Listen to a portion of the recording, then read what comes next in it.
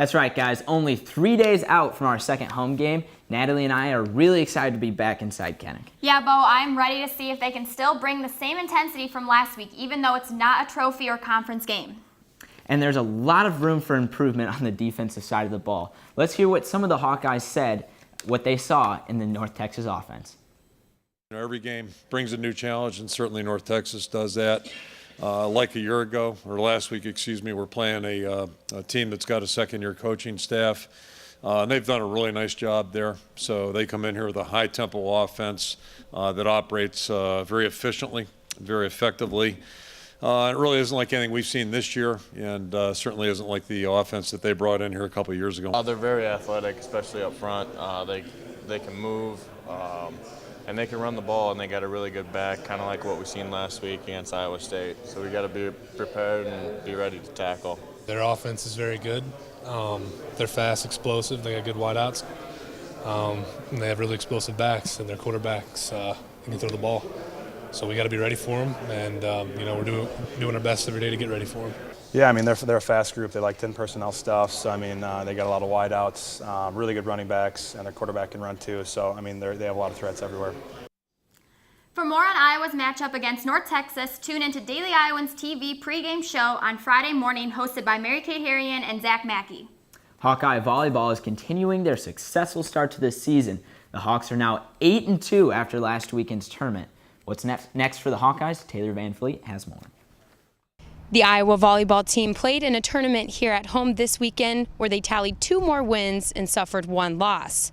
Unfortunately, that loss being to in-state rival number 22 ranked Iowa State in a very close 4-set match. And although the team is still hurting from that loss, they are back in practice this week, preparing for their next tournament when they travel to Washington, D.C. this weekend. The loss to Iowa State is still obviously burning for our team, and it needs to.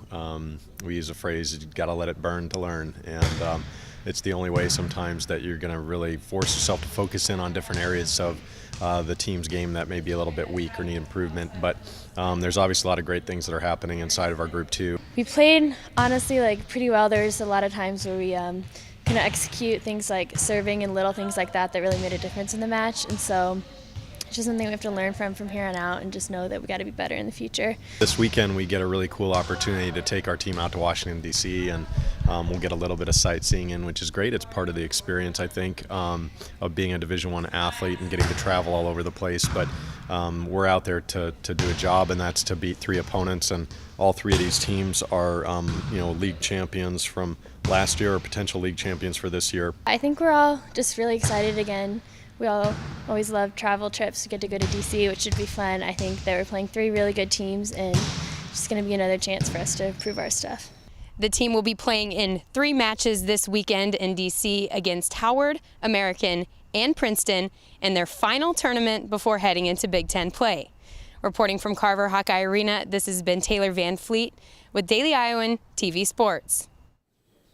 The Hawks end their long homestand this weekend traveling to Washington, D.C. for the American Volleyball Classic and a tune-up before the Big Ten play that will start next week at Rutgers. Junior Will Brenner has already broken Hawkeye records with his impressive dives. Now, an upperclassman, Brenner is poised to take on the role of team leader.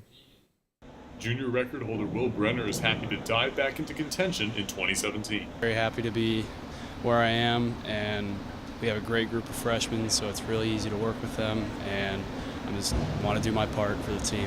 Try to make them feel welcome. We got 4 new freshmen that really great in the size of our team, and it's actually really fun. I mean, we just try to lead them in the right directions. Brenner believes his performance includes being a veteran leader. For me specifically, I want to re-break my record. That's always a big goal. I want to final at Big Tens on 1 and 3 and basically stay healthy, because I've been sort of hurt the past couple of years, so I just want to stay healthy. And then as a team in general, I just want us to be as close as possible, and I want us to succeed as much as possible. I think we can do amazing things at Big Tens, and a lot of people even go to NCAAs, so it could be great. Head coach Todd Weichel hopes Brenner continues to develop as a leader for the Hawks. Well, for Will, really it's all about keeping him healthy. And I think the biggest improvement I see from Will at this point is his maturity as an athlete. I think he knows now what his body needs as far as keeping healthy, and he also knows what he needs to do to train to make that happen. The Hawkeyes will kick off their season right here from the CRWC on September 30th for the Hawkeye Inter-Squad meet. Reporting from the CRWC, this is Will Silverstein, Daily Iowan TV Sports.